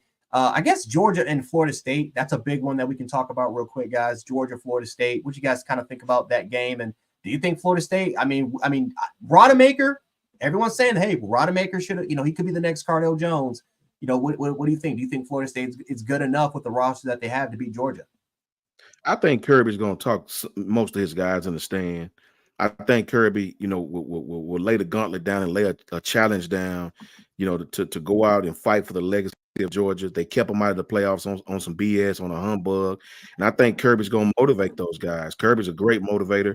I think he'll have the guys that's going to play ready to play. And I think he's going to go out. And if I know Kirby smart, he's going to try to make he's going to try to send a message, a TCU type message, right? Them Florida State cats better be ready, man, because Kirby, if I know Kirby, just like he did with TCU, he ain't like Coach Saban. He's not going to take his foot off the gas at all. So I think Georgia will win that game. Just beat Georgia. You don't have to do anything special. They're not going to score on you. Just beat Georgia. Their defense will keep them in the game a while, but Georgia, just beat Georgia. They'll win that game. I mean, for me, man, I don't see it, man. I see Carson Beck coming out, having the time of his life playing football. This kid, the backup quarterback Vandergriff is leaving. Not sure, when he's going to, he's already announced that he's going to be going to Kentucky. Not sure if he's just going from the program, but I see possibly an early, Garner Stockton showing or, I mean, that's just how this Florida State, because they don't have Jordan Travis. This I don't understand how Florida State wants to be in. They struggle with Louisville's front. You telling me Georgia's front not gonna come in and just? This is one of those games where Kirby probably gonna let guys come in like, "Hey, coach, can I run this blitz? Can I run this blitz, coach?" Yeah, go ahead, son. You remember them games like that, man, where you just know that it's just there, man. And like you said, Kirby. Unlike Coach Saban, Kirby is a coach that knows how to engage with guys' emotions. He gets guys fired up. He's the pregame speech king, and that's just who he is. Coach Saban don't have to do that. He does his psychological prep, consistently. That's how Coach Saban gets guys ready. He allows other coaches to fill that emotional role. But Kirby, not only is he a defensive scheme genius, but he just knows how to get guys to buy in and get guys fired up. Kirby is the type of coach, and y'all watched that pregame speech he gave them boys, and I mean, knock them other. You know what I'm saying?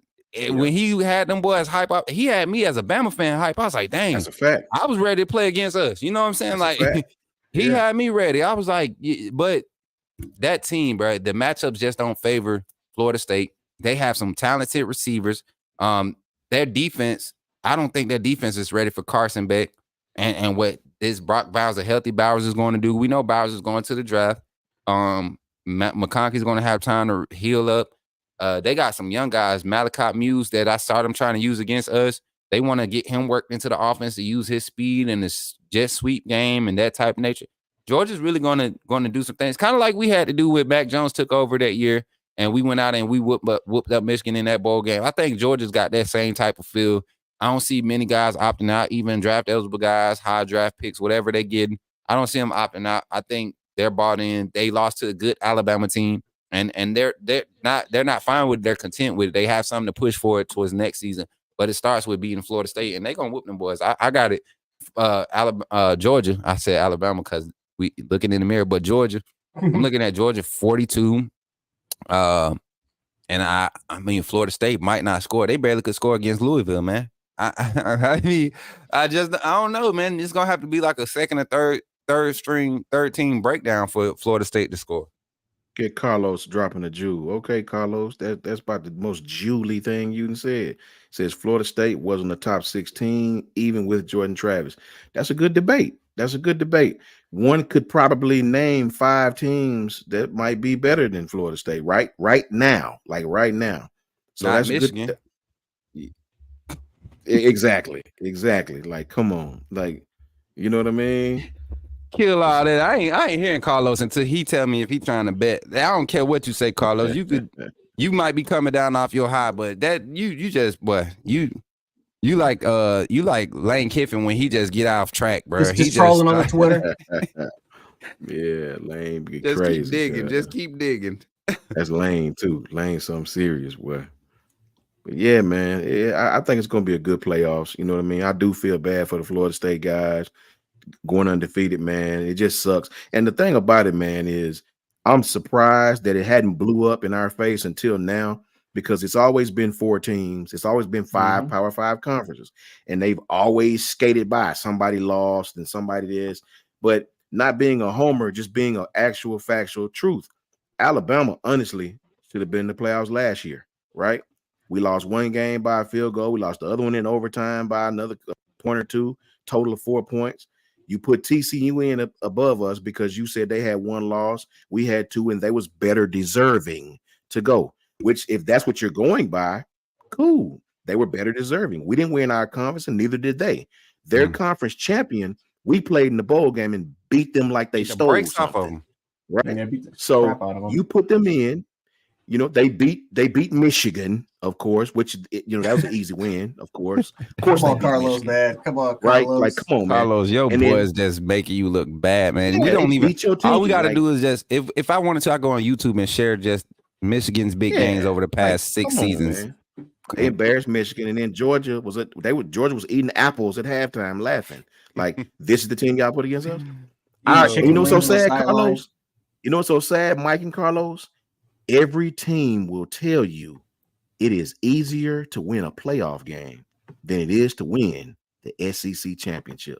And this is a fact. You can believe what you want. Every team that wins this play will tell you, hell, I had a hard time playing Georgia or playing Bama or playing. It's harder to win this SEC championship. That's why the SEC championship was almost 20 million people, and these other conference championships were 7 million, 11 million, 9 million, 4 million. That's why the most eyeballs was on the SEC championship, brother. You can lie to yourself all you want, but the truth is in the details. Yeah, Georgia's going to kill Florida State. There's no simple put and around it. And again, Florida State, I don't even think they were a top 16 with Jordan Travis. I mean, the amount of games that they struggle with, almost losing to Boston. Again, they should have lost to Boston College. They should have lost to Clemson in that overtime sequence. They were losing to Duke, or they were in a battle with Duke until Riley Leonard pretty much sprained his ankle. I mean, Florida State just hasn't looked impressive. Again, the Miami game was sloppy, 27-20. Oh, what was going on with David Kendall? David Kendall, I don't know if y'all were if he's been paying attention in my in some of my chats and stuff, but I literally said this. UCF was literally in the same position. To me, UCF from 2017 is literally Florida State this year. A bunch of close games that you go back and look at UCF schedule that year. They was winning games. A bunch of close. They beat really Florida State that year, didn't they? Didn't they beat Florida State in 17 when they lost Francois? I think UCF beat them that year. Whoever it was a troll team that, you know, everybody was saying that was the best team in Florida. I guess it was UCF. You get what I'm saying? Like they but Michigan has no claim to nothing as of relevancy. Nothing. I mean, Ohio State is your ticket every year. That's been your only ticket for the past 5, 6, 7 years. It's the only game they play all year. And y'all just now handling them the last 2 years. You know why they call it the game? Because it is only the game on your schedule. The only game. Yeah, that's it. The only game. So here's the thing. Carlos says, but this year's different. NIL has evened the playing field. Carlos, let me ask you a question. I know you're probably speaking for the Big Ten. Who's winning the SEC right now? Bama, Georgia, Bama, Georgia. So how even has it? Maybe you speaking for your team and your conference, but it's the same old in our conference, brother. You know what I mean? Matter of fact, recruiting in the transfer portal has actually gone down. It's actually gotten worse in the Big Ten conference. It's actually made Michigan, Ohio State more powerful than any other team in your conference. Iowa doesn't have a lick of offense. Does NIL the transfer portal help with that? I want to get on that subject a little bit before we get out of here. We got about 5 minutes. I don't know why Bama fans feel like we need to dive into this transfer portal. I think we did our transfer portal work while we were trying to find the right staff. And that's why you saw us hit the portal like we did the last few years. This year, with the type of talent that we got in, and what you mean, J-Mo Speed? We got J-Mo Speed. We got Barnes coming back next year. We got Emmanuel Henderson possibly coming back. Like it just hasn't had a chance to be displayed. You had to grow with Jalen Miro. Man, did you not see how Jalen Hale was burning DBs from Georgia this past game? Like, and he's not even a speed guy. This is first year. You know, you got Mbakwe coming next season. He 4-4 solid guy. You know, Ryan Williams. I mean, just so many.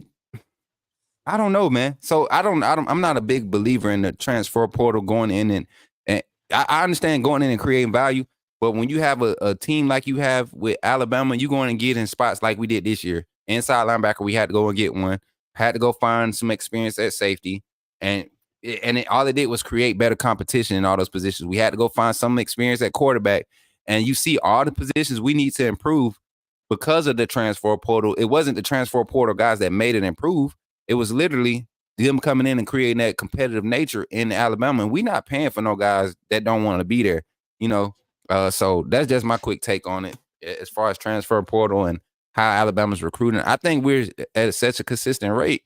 You don't have to dive and go overhaul like Auburn did and have your starting defense be transfers, you know. So we're in good shape right now. I don't think we bail on this year. Carlos, I know you speak for Michigan, and I respect it, right? But you should probably speak on Michigan, bro. We play in a real conference, right? We play in a conference where you play LSU, you play Ole Miss, you play Tennessee, you play Texas A&M. You play teams that can beat you every week. We're not playing Maryland. We're not playing something called Root. Carlos is not coming back after we beat them. I guarantee it. He is getting it out. He is going to be trying to get it out.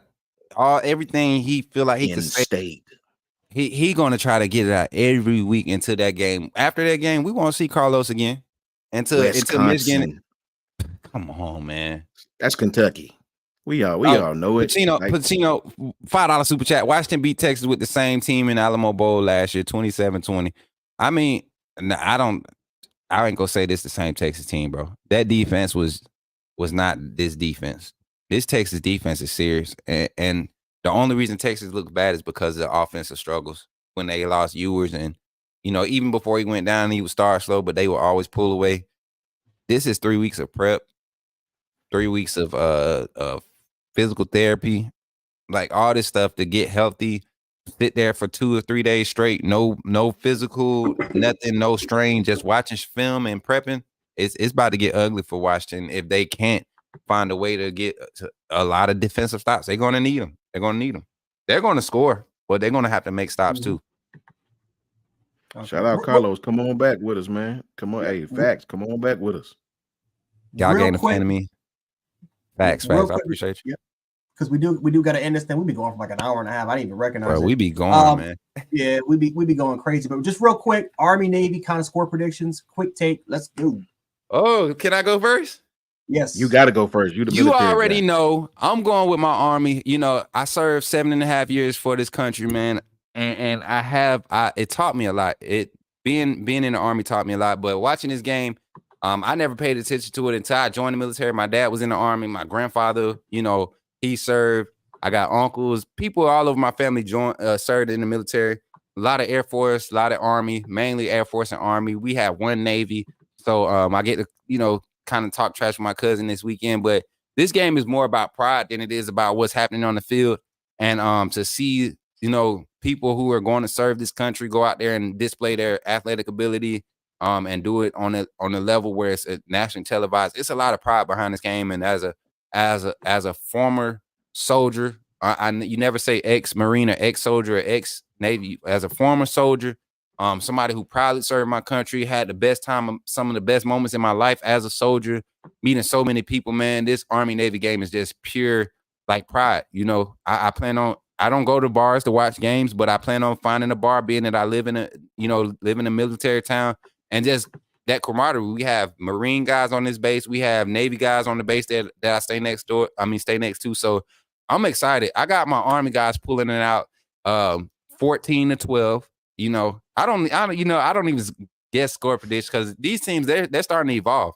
I don't know if you've watched the Army game this year, but there's been like 12 pass attempts a game. You know, it used to be 4, 1 pass attempt a quarter, but now there's 12. We're getting somewhere. You know, so Black Knights, we're gonna roll. I feel like it's a weekend. They play this game always matters, just like Auburn, Alabama. You know, you could have a hot Navy team coming in like they did a few years ago, 2021, I think there was, and Navy upset them, and it was the big talk of the weekend. So hopefully we could pull another one. I think they're giving Navy the edge right now, but I'm pulling for my Army boys. Go Army, Hull, infantry, airborne, air assault, infantry lead the way. That's how we do it. For me, Coach Jay, I've never been in the military, but I played college football with a lot of teammates who ended up enlisting. I work in aerospace right now in the Army, buy most of our weapons. Shout out to my boy Big A. You know what I mean? He's a military vet, 10 plus years. My homeboy Kelvin Wyndham, Sergeant Major, doing big things. All these dudes, Smook, all these guys, man. I watch these guys. If I had to make a prediction, it would be Army 21, Navy 17. I'm gonna go with Navy. All my family members are from the Navy. Yeah, you told me that. They're gonna kill me if I do Army. Shout out to my 2 cousins, Peyton Salvia. They're all military brats. They just got in there, man. So it's literally, I think 4th generation now, as far as all family members being literally Navy. I don't think anyone's been serving anywhere else, Marine, like in the Army. I don't even think Marines. I think it's just strictly just Navy. So I got to go with the Navy. Got to go with them, man. Hopefully we can get it back rolling. But no, I love these games. These are fun games, man. These triple option type offenses go. Normally, I hope it snows because last year I think it usually snows, man. Really cool. That's what makes the game. I can't wait for it. Read Ephraim, Jared. Read Ephraim. Jay so wrong. Ephraim Army too, man. Yeah. Ephraim's Army too. It's a lot of them. I mean, if you in Alabama, 9 times out of 10 you either Air Force or Army. There's very few Navy bases in most of the bases in Alabama are Joint Force bases. So you have small detachments of Marine, Navy. You don't get no Coast Guards, but you'll find small detachments. But it's usually Army and Air Force. So. But this game, Army-Navy game, like somebody in the chat said, man, it's the last game of the season. I think that was James was saying that just tells you it's the last game of the regular season. And it kind of just, everybody enjoys watching that game. I don't care who you are, whether it's just out of respect or just out for the game itself. Because it's quality football. It's just not high flying and high pace. It's really quality football. Yeah, passionate, physical football. Mm-hmm. You see coaches into it. You see the both sides, the shipmen and the soldiers, both on both sides, they're both in it. I mean, I would, man, it would be awesome to just the trash they talk. Because my cousin when he was with Navy, he went to that game. He said the trash that those two be talking, man, is serious. So crazy. And yeah, Mike Ford even said it. Both teams need this win to be bowl eligible. So that's what's up. I mean, I would love for that to play out. And them Black Knights, I ain't gonna say mine, but them Black Knights to go ahead and do it because this will be their first bowl game since 2018, I believe, or 2017. One of those years. It was the year when they went like 10-3. Yeah, That was a crazy year. Almost beat Oklahoma. Retired Marine here. So NFC boys, you pulling for Navy. I know Marines, they basically Navy. They fall under Navy as far as the branches of service. But yeah, man, this I love this game, man. Just like I said, the passion that goes into it, man. I thought when I was when I got stationed at Fort Hood, quick story. When I got stationed at Fort Hood, I thought when they were sending out these letters to go and try out for all Army athletics and stuff, I was eligible. You know, I had passed the PT test and everything. I went and made the basketball team, and I didn't know that in order to go to West Point until I was a specialist. I didn't know in order to go to West Point, it was kind of like you had to be in college. You know what I'm saying? You had to be trying to be an officer, and I was like, dang. I ain't trying to be no officer. I was an infantryman. I ain't trying to be no officer. You know, we get frowned upon. You go from enlisted to officer back in that time. I kind of old school time, but now I wish I would have stayed in, bro, because that officer pay and going to West Point. I've heard so many stories about guys going to West Point and cruising through their careers, man. You get Bro, let me say so this many before people. we get off. I'm telling you, man. To what Coach Smook was just talking about. My partner, Kelvin Wyndham, right now, A&M with me, wide receiver. You know, we were doing our thing, bro. He played wide receiver. Man, got out, went back to his neighborhood, got in some trouble. You know what I'm saying? And his father was in the military. His father was a little older, had retired. So Kelvin really enlisted not out of his own, his dad really gave him an ultimatum. Enlist or you got to get up out of here. You know, he enlisted. Kelvin been in the Army now for 22 years, man. He's a sergeant major. He travels every weekend. He's still active. He goes to all the military bases to see whatever logistics. He's stationed here in Huntsville, Redstone Arsenal, making great money, by the way, making great money. So yeah, shout out to him, man. Shout out to Big A, my boy Anthony, 10-year vet, these dudes. So great careers for those guys, man. Great careers. Yeah, man. But yeah, man, I like y'all said, man, this is gonna be a good one. I think it'll be fun to talk about it even in the live game chat. We'll be in there talking all the game, that's the only game this weekend. But definitely be in there talking about this Army Navy game. I always get into it, man. So I'm excited to see it. Absolutely, man. Absolutely, man. So we've been going for almost 2 hours. My goodness gracious. I think it's like the longest. James Richardson, last comment. That's really important. I was going to eat it. He said, I'm losing my sister to cancer. Please keep her in your prayers tonight. Enjoy the show. Hey, man. Absolutely, James. We're praying for her, man. Absolutely. Absolutely, James. For sure, man. And I don't know, we don't talk religion on this show, but definitely positive thoughts and prayers up for everything, man, because I got you, James. We got family. I got family that's dealing with stuff, and everybody has something that they're dealing with. But we definitely appreciate you for confiding in us, man. It's a football talk show, and he feel like he part of the fam enough to ask for us. James, I promise you that, brother. Promise you. Man. I promise you. I don't play about when I say I'm gonna pray for you. Believe I'm gonna pray. Yes, sir. I pray. So. We troll a lot. Like we like to troll a bunch of teams. Obviously, a lot of you guys, from different fan bases like to come in. But this is what we want, man. This is a football community. It's a community. And, in the serious and tough times, man, we're all going to come together. Yep. Yeah, man. Mike, Carlos. Yes, sir. Man. Much love, y'all. See, this is what we want, man. This is what we want, man. This is what we want. This is what we want in the chat. This is what we come here for. And I'm glad tonight's show came the way it did because this was a pick me up for me. My son's birthday. Shout out to my son. He said he was going to sneak on. He said he was going to sneak on YouTube and watch the show tonight. So if you still watching Isaiah Montre Hines, happy 13th birthday to you from your father and the cast, Coach Jay, Coach Sean. He said, "Listen, this is how big we're getting, y'all. My son is 13 at a middle school in Montgomery, Alabama. I'm not going to give all this information out, but they go back and watch our takes and stuff." On Thursdays, on Tuesdays. I mean, kids, young Bama fans know who Coach Smook, Coach Jay, and Coach Sean are. You know what I'm saying? Like that is crazy to me to be recognized on that level. So, and it's all thanks to y'all. So as we get out of here, y'all know where to find me at Coach Smook on everything, passing it. That's it.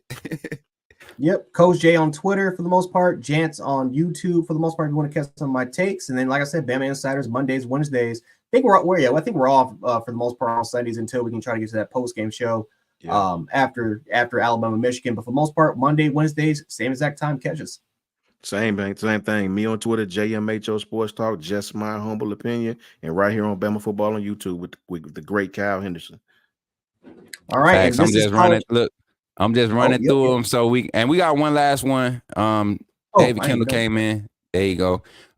With the $2 super chat, he said the SEC is the NFL of college football. Can't disagree. But and what I will say this, and I don't want us to get deep into this, but lately the gripe against our conference that is a 2-team conference is slowly returning to what it used to be. After this season, I saw, even though you had only two undefeated teams going into the SEC championship, that 2nd through 6th is starting to become a lot closer as far as talent gap. And you see teams pushing Georgia. You see teams pushing Alabama. You saw Missouri push Georgia. You saw who else pushed Georgia? Was that Auburn? Auburn pushed Georgia. South Carolina. Believe it or not. Carolina. Yeah, they almost beat them. Yeah, they did. I keep forgetting about that one. Dang, I keep forgetting because Rattler just don't have an offensive line. But this conference, because of NIL, and Coach Saban said this. He said not everybody's going to be able to keep up if they don't put any parameters on NIL. SEC got money. Everybody in the SEC just about got money. I think Vanderbilt probably your weakest. Kentucky probably fall behind them. Yeah, they're baseball. They put all their money into baseball. Exactly, and that's they know that. They know that. Florida got money. You know, I mean, now you bringing Texas and Oklahoma into the SEC. You think kids ain't about to be chasing that bag? They already doing it now. 3,000 names in the transfer portal. I didn't even know it was 3,000 players on total rosters in college football. That's disgusting. But yeah, guys, college football talk. I didn't think we even get to the bowl games, or at least some of the major bowl games that we wanted to get into. So yeah, we got a lot to talk about. Transfer portal, playoffs, more talk, stuff like that. Trust me, you definitely want to catch us more on Wednesdays for more college football talk. Mondays, coaches. I think we're back with the coaches show. I think for the most part, I think we're gonna get into the film work, the schematics of the Michigan Wolverines game. I'm working on bringing it up for us. Yep. So Carlos, Mike, catch us on Monday, man, because we're going to talk way more about that game compared to what we are going to be doing on Wednesdays. But from Coach Sean, Coach Schmook, and Coach Jay, this is College Football Talk with the coaches, and we will catch you guys later. Roll Tide. Roll Tide. Now we got to wait for the spinning wheel of doom.